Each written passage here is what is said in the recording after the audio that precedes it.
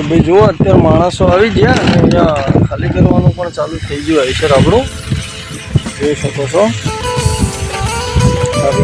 છે માલ ફૂલ ટાંકી કરવાની છે, જોઈએ કેટલા લીટર આવશે. તો મિત્રો જુઓ આ રસ્તો સીધો જતો રહ્યો અમદાવાદ વિશાલા, અને આપણે વિશાલા નથી જવાનું, આગળથી આપણે લેવાની છે લેફ્ટ સાઈડ. હાલો તો મિત્રો ગુડ મોર્નિંગ, જય માતાજી, જય મેલડીમાં. આપણા એક નવા બ્લોગમાં તમારા બધાનું સ્વાગત છે. અત્યારે વાગી ગયા સવારના 7:15 અને આપણે આવી ગયા છીએ ગાડી લઈને ડીઝલ પુરાવા માટે. આપણે ગાડી ભરવા જવાનું છે સાણંદ. તો જુઓ અહીંયા ડીઝલ પુરાવા પણ લગાવી દીધી ગાડી, અહીંયા રીડિંગ પણ ચાલુ થઈ ગયું. જુઓ ફૂલ ટાંકી કરવાની છે, જોઈએ કેટલા લીટર આવશે. તો મિત્રો જુઓ આપણે અસલાલીથી ડીઝલ પુરાવીને નીકળ્યા, તેને કન્ટિન્યુ ચલાવીએ છીએ ગાડી. ખાલી બાયપાસ ઉપર રાખી હતી ચા પાણી કરવા માટે, તો ચા પાણી પીને નીકળી આવ્યા અને અત્યારે પહોંચી આવ્યા સાણંદના ટોલ પ્લાઝા ઉપર. તો હવે આ ટોલ પ્લાઝા ક્રોસ કરીને જઈએ ફટાફટ કારખાને ભરવા માટે. જોઈએ હવે ક્યાંનો માલ ભરાય છે, કેટલા ટાઈમમાં ભરાય છે, બતાવું તમને આગળ. વિડીયોમાં બધા જોડાયેલા રહેજો. મિત્રો જુઓ અહીંયા કારખાને આપણું આઈસર ભરાઈ ગયું, નકરા પાઇપ ભર્યા છે. અને જુઓ આ કારખાનેથી હવે નીકળીએ છીએ સાણંદથી, અને આપણે આ માલ ભરે છે ખાલી કરવા જવાનું છે. આપણે કંઈ તો ગેસ પૂર કરીને છે એ બાજુ ત્યાં ખાલી જશે વિશાલા બાજુ, કંઈક નર્સરીનો માલ છે. તો જોઈએ હવે ત્યાં આગળ નર્સરી આવીશું છે, લોકલ જ ટ્રીપ છે. તો હવે અહીંયાથી લઈ લઈએ ખાલી સાઈડ, અને આગળથી આપણે યુટર્ન મારીને સામેનો હાઈવે ચડાવી દઈએ, પછી જઈએ ખાલી કરવા. જોઈએ કયા નર્સરીમાં ખાલી થાય છે, કેવી નર્સરી છે, આ તે બતાવું તમને. તો બધા વિડીયોમાં કનેક્ટેડ રહેજો, વિડીયો છેલ્લે સુધી જોજો. તો જુઓ આ રીતે ભર્યા પાઇપ.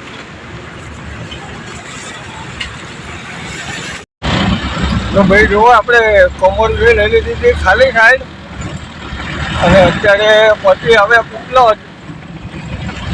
જોઈ શકો છો. આ પીપલો જો ક્રોસ કરીએ છીએ, આગળ આવશે અમદાવાદનો મોટામાં મોટો કચરાપેટીનો ઢગલો. જે આપણે કચરાપેટીનો ઢગલો આવે છે અને એ ખાલી સાઈડ જવાની છે, કેમ કે આ બાજુના એરિયા પછી આગળ જેમ જાવ એમાં નો એન્ટ્રીવાળા એરિયા આવે છે. એ બાજુ નો એન્ટ્રી લાગે, દિવસે ગાડી નથી જવા દેતા.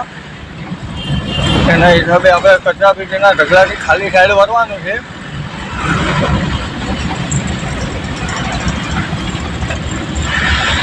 અને આ પીપલસમાં બધા કંપની કારખાના વધારે છે, જોઈ શકો છો. એ બધી ફેક્ટરી, કારખાના, કંપની એવું જ બધું વધારે છે. અને આ બાજુ બધી કોલસાની મિલો પણ ઘણી આવેલી છે. ડેનિયમ ને આ ને બધી મોટી મોટી જે કારખાના છે એ વધુ બધા અહીંયા છે પીપલસમાં. જો આ રીતનો વ્યૂ છે પીપલસનો. તો હવે આપણે પીપલસ ક્રોસ કરી અને કન્ટિન્યુ ચાલે જશું.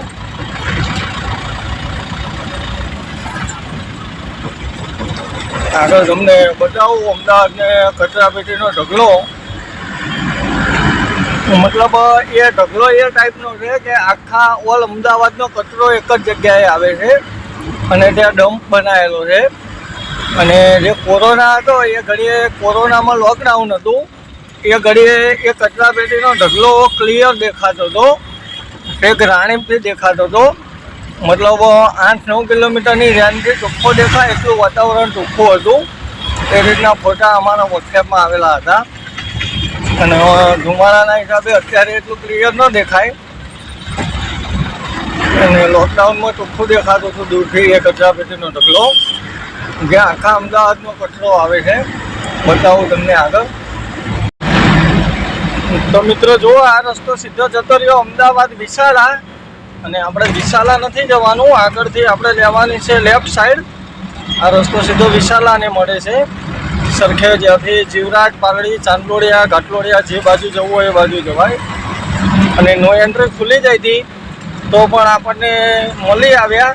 તો આપણે ચાંદલો કરાવીને નીકળ્યા અને ચાંદલો કર્યો 501 રૂપિયાનો. એમ કે નાનો ચાંદલો કરીએ તો પછી આપણને ગરીબમાં ગણી લે અને એમ કે કેટેગરી પ્રમાણે ચાંદલો કરવો પડે. તો 501નો ચાંદલો કરાવીને નીકળ્યા છીએ આપણે.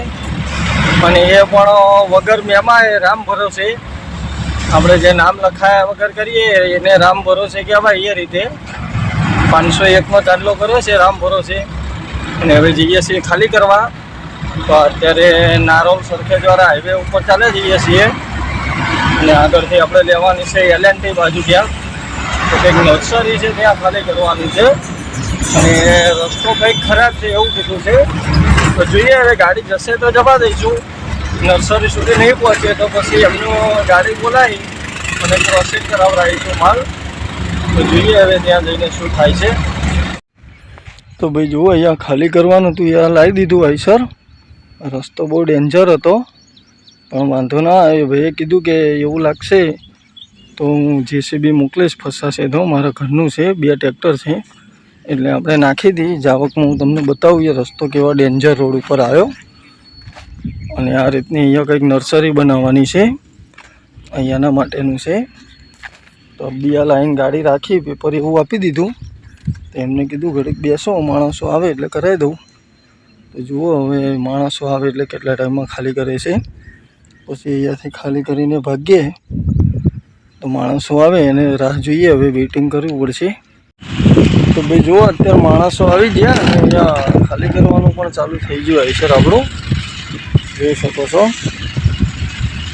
આ રીતે ઉતરે છે માલ. માણસો ઝાઝા છે એટલે વાર નહીં લાગે ખાલી કરવામાં. કેમ કે ફટાફટ પતી જશે. જો આવી સૂકી પાઇપો આવે એટલે સીધી ઘાત કરી દેવાની. ક્રેક ના થાય, મજબૂત પાઇપો આવે PVC એટલે સીધી છોડી જ મૂકવાની. એનો આ ટાઈપ ઉપરથી ઘા કરે એટલે સીધી આની ઉપર જ પડે. ઉપરની જે હતી એ બધી અહીંયા ઉતારી, હવે આ બધી અહીંયા નાખી દે એટલે હમણાં ખાલી.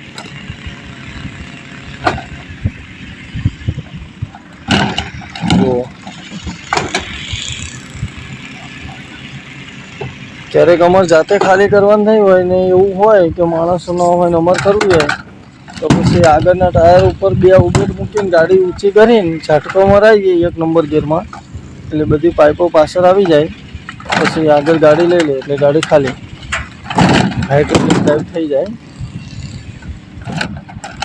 તો ઉતારે છે એટલે વાર તો નહીં લાગે. જોઈએ હવે કેટલો ટાઈમ લાગશે. લગભગ અડધો કલાકમાં થઈ જવું જોઈએ. પછી ખાલી થાય એટલે અહીંયાથી ભાગીએ આપણે સહી સિક્કો લઈને. તો જોઈએ હવે કેટલો ટાઈમ લાગશે. તો ભાઈ જુઓ, આઈસર તો થઈ ગયું ખાલી આપણું. અહીંયા ઉતારે માલ. તો હવે સહી સિક્કો લઈ અને અહીંયાથી નીકળીએ આપણે તે આગળ. અને આગળનો ડેન્જર રસ્તો બતાવું તમને કાચો. તો મિત્રો જુઓ, આપણે સહી સિક્કા આવી ગયા અને હવે અહીંયાથી નીકળીએ આપણે. અને આગળ તમને ડેન્જરસ રોડ બતાવું. મતલબ આ બાજુ સાબરમતી નદીમાંથી ગાડીઓ ભરીને આવે છે, ડમ્પરને માટીને. લગભગ મળશે તો બતાવીશ તમને. એટલે એમ કે ચીલા પાડેલા છે. તો હવે મોટી ગાડીના ચીલામાં આપણું આઈસર સેટિંગ નથી આવતું. પેલાના સાઈઝ ટાયરની મોટી પ્લસ ગાડી ઊંચી અને આપણે નીચે ધરો અડી જાય એવું છે. જો આવો રસ્તો છે, મતલબ હાઈવાના ધરો ઊંચો આવે એટલે એને વાંધો ના આવે અને આપણે ગાડીને અડી જાય, એમ કે નીચે ડિપ્રેશન અડી જાય અથવા આગળની એક્સલ અડી જાય ટાયરની, એ ટાઈપનો રોડ છે. તો કંઈ નહીં, હવે ચાલે જઈએ.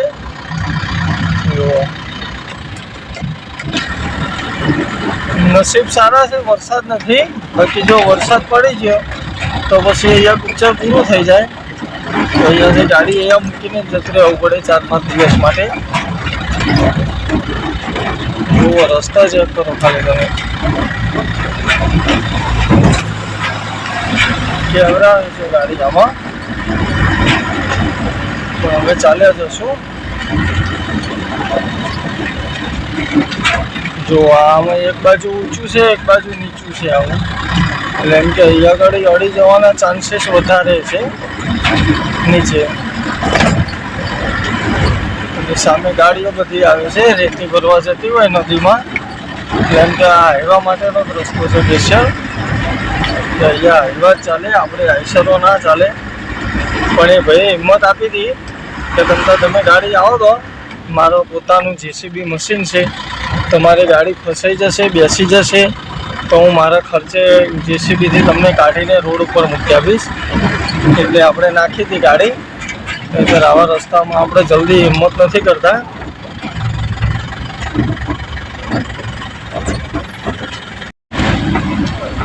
તો ફાઇનલી ગાઈસ જુઓ, આપણે આઈસર ખાલી કરીને આવી પહોંચ્યા હાઈવે ઉપર, અને અહીંયાથી હવે કન્ટિન્યુ ચાલ્યા જઈએ.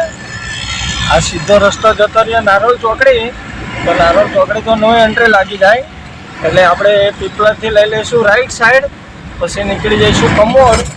અને મિત્રો આપણે ગાડી ભરવા જવાનો પણ પ્રોગ્રામ આવી ગયો છે, તો આપણે અહીંયાથી કન્ટિન્યુ ચાલ્યા જશું. આપણે ગાડી ભરવા જવાનું છે સાણંદ, અને સાણંદથી આપણે ગાડી ભરવાની છે રાજપીપળાની.